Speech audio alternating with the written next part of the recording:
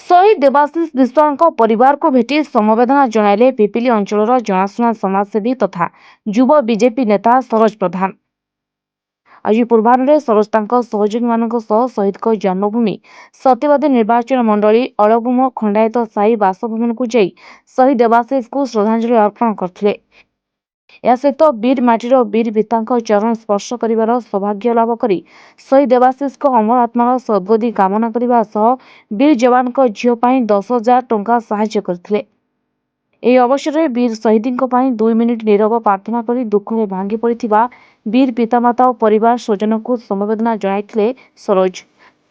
ଶହୀଦ ଦେବାଶିଷଙ୍କ ବଳିଦାନ କେବେ ବି ବ୍ୟର୍ଥ ଯିବନି।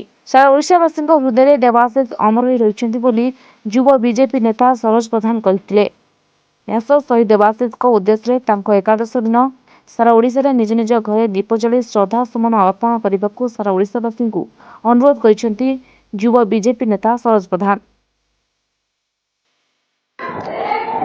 मुझे कहबी आम पुरी जिलार वीरपुत्र शहीद होता आमर देवाशीष विश्वाल को मोर कोटि कोटि प्रणाम।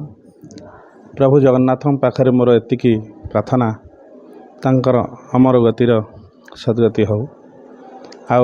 आमे तो ये जन्म आमे कहीं भी चाहिए भी ऋण सुझी पारिबानी, किंतु तांकर ये जो देश पे बलिदान जाइछन्ति केबे भी बेकार जीव नहीं। आम देशर जवान माने भी तार जो कड़ा जवाब निश्चित देवे। आ मु एति कहबा को चाहे समस्त तो तांको एकादश काम रे केबे सहयोग करि परिबेनी सारा ओडिशावासी, किंतु समस्त एकादशी दिन तांकर सब संध्या समय समस्त घर दुआर मुहरे दीपदान करिवे।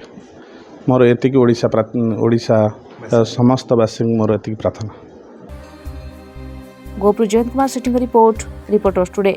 Gopur Jayant Kumar Sethi report Mahabharat live.